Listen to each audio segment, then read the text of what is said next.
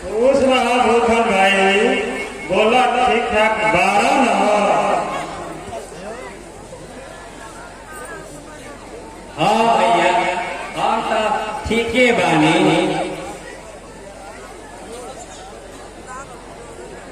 बाकी आज आप चेहरा उदास लगत बा, का कोनो विशेष बात बा?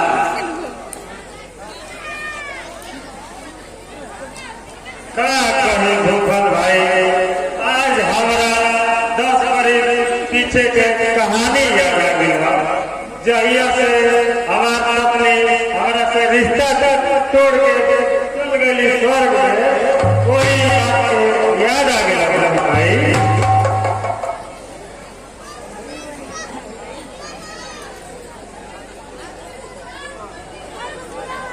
का करबा भूखन भैया, ये तो दोनों दिन ये तो दुनिया के परंपरा बा। आज तोरा संगे तो कल के और के संगे।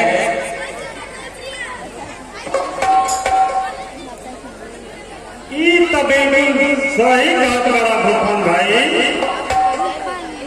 एक सब बात के तो हम मनत नहीं। जहिया से भगवान हमारा ऊपर बिजली गिरा के हमारा मेहरान के हमारा से जुदा कैले रहा। सब कोई गांव के नाम मारी आइए के समझावा कि हम तोहार हुआ मानी, तो हम तोहार चाचा मानी, तो हम तोहार चाची मानी। लेकिन आज तक ले कोई ना कहो कि हम तोहरा मेहरान के बदले मेहरान मानी। तो हो एगो बेगू से कम नहीं था। अरे वो का है? गेहूं के गहे से ओकर थोड़े ना हो जाला। ई ता ए से कहा जाला ताकि ओकर महकत कम हो जाए।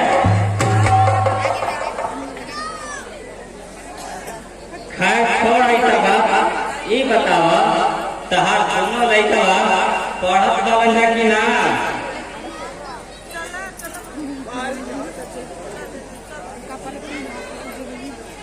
काहे कि हमार दोनों लड़का ये सोच के पढ़ावत बने कि कुछ आगे जिंदगी में करा जाए।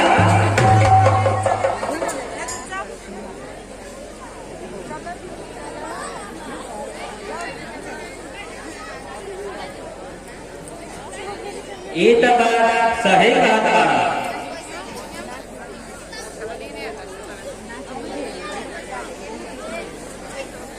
तो बात सही बात बा। ये सोच के हम अपना दोनों लड़का के कॉलेज में रखत बानी।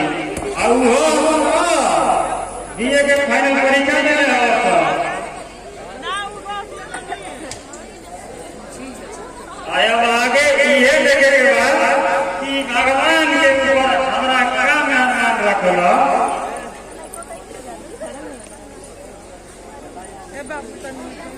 दुखन भैया, हमारा कहल माना था तू अपन आन ढंग से दोनों लड़का के पढ़ा के काबिल बना रहा।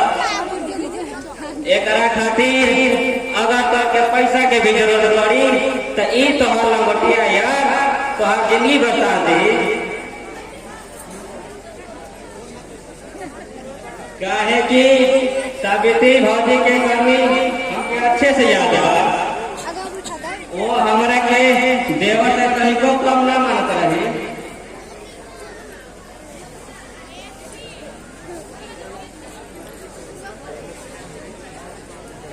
प्रणाम बाबू। प्रणाम खुश रहा बेटा। प्रणाम बाबू। खुश रह जा बेटा, पढ़ ले के अवसर बन जा।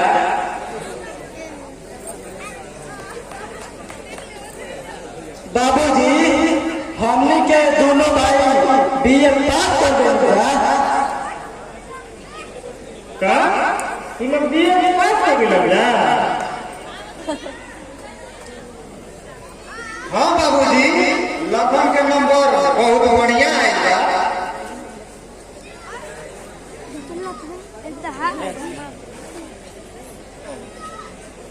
ये ऐसे चाहे अगर हुआ बेटा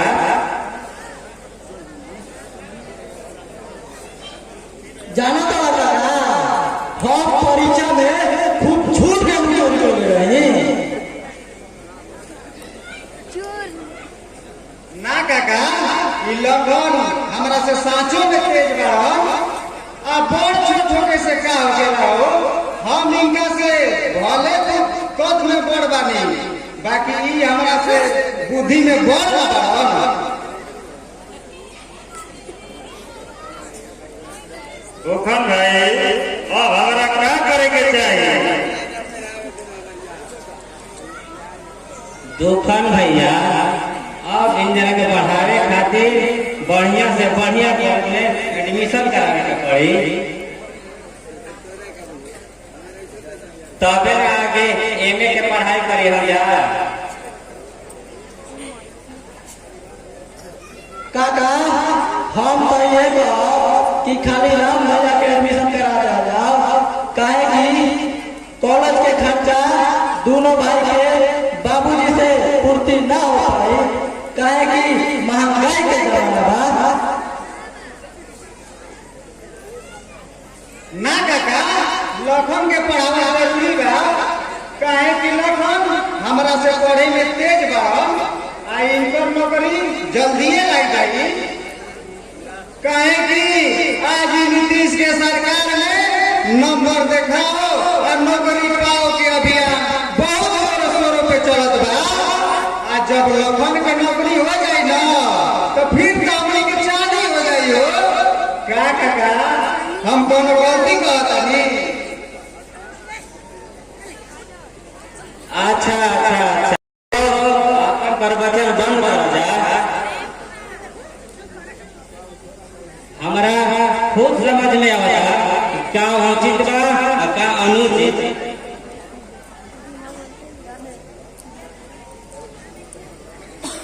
अब दोनों भाई अब जाके मुंह हाथ धो के खा पी के कुछ आराम कर जा विशेष वाला पे कुछ नहीं के सोचे के अब तो हंगाना के ये करेगा जवन ई तोहर भूखन चाचा कहिए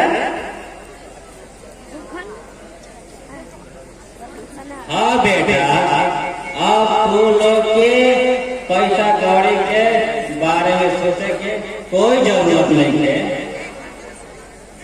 तो हम जाना के ई भूखन चाचा के रहते कोनो चीज के कमी ना हुई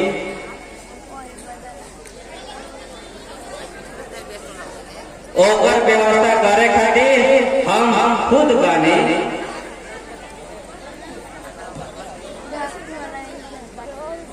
बस तोहर जाना के साथे हम लोग इहे उम्मीद करब कि पढ़ लिख के कुछ बढ़िया कर देना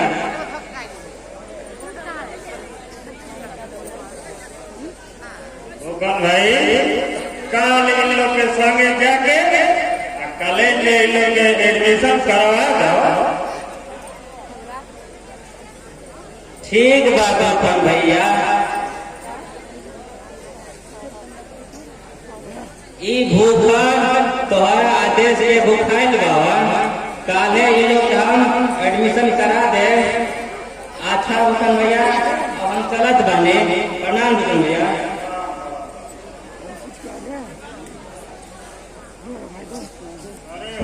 संघातिया होके तो ऐसा ना बाला बताओ एक कन्या में आगे कृष्ण और सुदामा के जोड़ी बा साला इतना प्रेम तो अपना सगा भाइयों में ना हो जवानी हमारा भूखन भाई हमारा मित्र में बा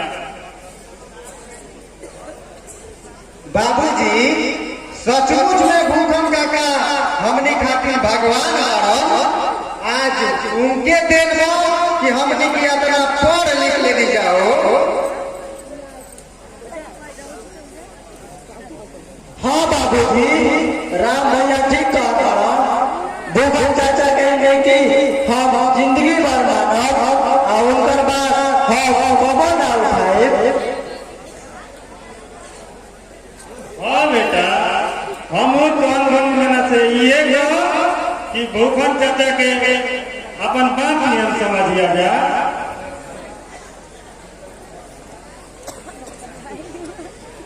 अच्छा अब चले के कहे से कि कल कॉलेज जाए के चला जा, चल के आराम कर लिया।